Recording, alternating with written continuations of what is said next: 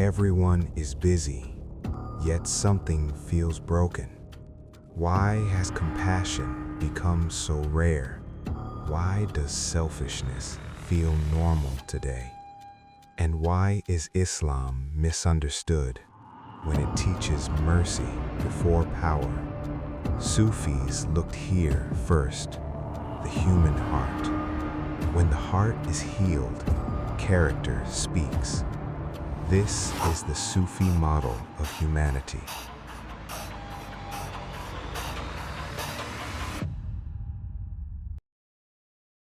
کبھی سوچا ہے کہ اصل اثر، حقیقی طاقت آخر آتی کہاں سے ہے؟ یہ کسی عہدے یا مرتبے کی محتاج نہیں، اس کی جڑیں تو ہمارے اندر بہت گہرائی میں ہوتی ہیں۔ آج ہم صوفی دانش اور جدید نفسیات کی روشنی میں یہی دیکھیں گے کہ اپنے باطن کی اصلاح کر کے حقیقی اخلاقی اختیار کو کیسے واپس حاصل کیا جا سکتا ہے۔ تو آج کی ہماری گفتگو کا مرکزی سوال یہی ہے کہ یہ حقیقی اخلاقی اختیار آخر ہے کیا چیز؟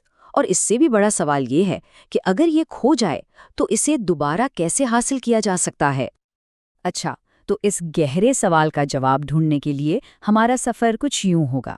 سب سے پہلے ہم اپنے وجود کے مرکز یعنی دل کو سمجھنے کی کوشش کریں گے۔ پھر دیکھیں گے کہ انسانیت کیسے دل کی رہنمائی سے ہٹ کر نفس کے بہاو میں بہہ گئی۔ اس کے بعد ہم کردار کے اس بحران کو دیکھیں گے، اسلام کے انسان دوست نظریے کو سمجھیں گے اور آخر میں اس کھوئے ہوئے اختیار کو بحال کرنے کے لیے 5 عملی اقدامات پر بات کریں گے۔ تو چلیں شروع کرتے ہیں اپنے سفر کا پہلا حصہ۔ کسی بھی مسئلے کو سمجھنے کے لیے پہلے اس کی بنیاد کو سمجھنا پڑتا ہے، اور انسان کی بنیاد ہے اس کا روحانی اور نفسیاتی مرکز یعنی اس کا دل۔ دیکھیے، یہ حدیث کتنی طاقتور بات کہہ رہی ہے۔ یہ صرف ایک بائیولوجیکل عضو کی بات نہیں ہو رہی، نہیں، یہ قلب ہے، ہمارے پورے وجود کا آپ کہہ لیں ایک کنٹرول سینٹر ہے۔ جب یہ ٹھیک ہوتا ہے تو ہمارے خیالات، ہمارے جذبات، ہمارے اعمال سب ٹھیک سمت میں چلتے ہیں۔ تو یہ قلب ہے کیا چیز؟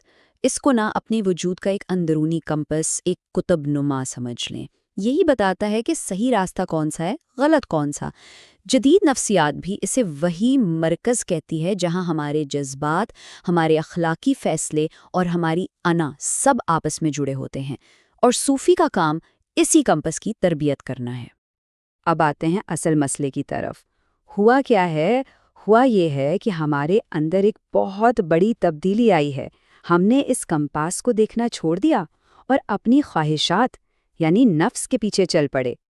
یہاں دیکھیں، یہ 2 بالکل مختلف آپریٹنگ سسٹمز ہیں۔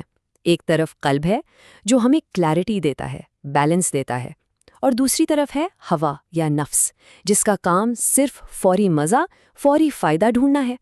اور جب ہر فیصلہ خواہش کی بنیاد پر ہو تو قرآن کہتا ہے کہ یہ ایسے ہے جیسے ہم نے اپنی خواہشات کو ہی اپنا خدا بنا لیا ہو۔ کتنی بڑی بات ہے یہ آیت تو کمال کی نفسیاتی حقیقت بیان کر رہی ہے۔ آج کی سائنس بھی یہی کہتی ہے کہ ہمارے کام ہمارے دماغ کی وائرنگ بدل دیتے ہیں۔ جب ہم بار بار خود غرضی والا کام کرتے ہیں تو یہ صرف ایک بری عادت نہیں رہتی، یہ ہمارے دل پر، ہماری سوچ پر ایک زنگ کی طرح جم جاتی ہے جو ہمیں صحیح دیکھنے ہی نہیں دیتا۔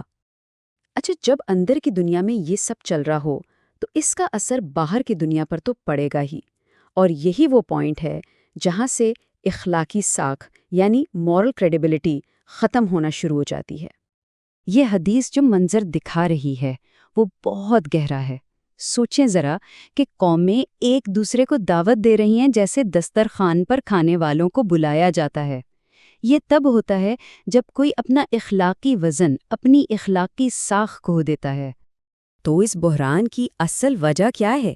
کیا تعداد کم ہے یا کوئی باہر کا دشمن ہے؟ نہیں، ماخذ کے مطابق اصل مسئلہ اندر کا ہے، کردار کی کمزوری۔ جب دنیا کی محبت اصولوں سے بڑی ہو جائے اور قربانی کا ڈر پیدا ہو جائے تو ہمت اور بھروسہ دونوں ختم ہو جاتے ہیں۔ اب تک ہم نے مسئلے کی تشخیص کی، اب چلتے ہیں حل کی طرف، اور حل وہی موجود ہے جہاں سے ہم بھٹکے تھے، یعنی اسلام کے بنیادی انسان دوست اصولوں میں۔ اسلام کا جو اخلاقی نظام ہے وہ ان آفاقی اصولوں پر کھڑا ہے۔ دیکھیں، ایک جان کا قتل پوری انسانیت کا قتل، انصاف چاہے اپنے خلاف ہی کیوں نہ ہو، اور عبادت سے بھی پہلے انسانوں سے اپنے تعلقات ٹھیک کرنا، یہی وہ چیزیں ہیں جو کسی بھی معاشرے کو اخلاقی طور پر بلند کرتی ہیں۔ اور یہ آیت، یہ تو تبدیلی کی ماسٹر کی ہے۔ یہ صاف صاف بتا رہی ہے کہ معاشرے کی تقدیر ہمارے اپنے ہاتھوں میں ہے۔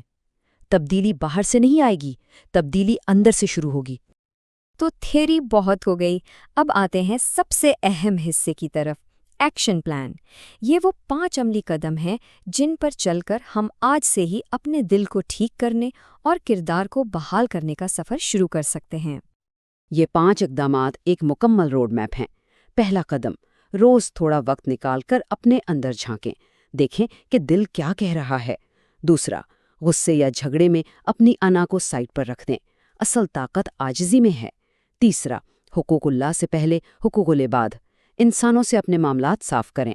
چوتھا، خدمت کریں لیکن خاموشی سے، دکھاوے کے لیے نہیں۔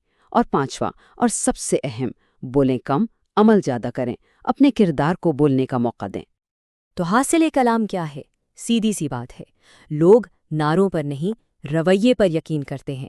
اصل اثر، اصل طاقت اخلاق کو زندگی میں اپنانے سے ہی آتی ہے۔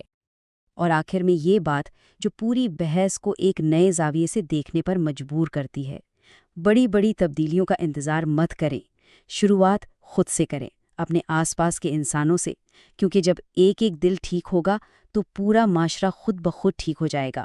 اگر آپ کو یہ گہرائی سے کیا گیا تجزیہ پسند آیا اور آپ ایسے ہی اور موضوعات کو سمجھنا چاہتے ہیں تو لائک کریں، شیئر کریں اور سبسکرائب کرنا نہ بھولیں۔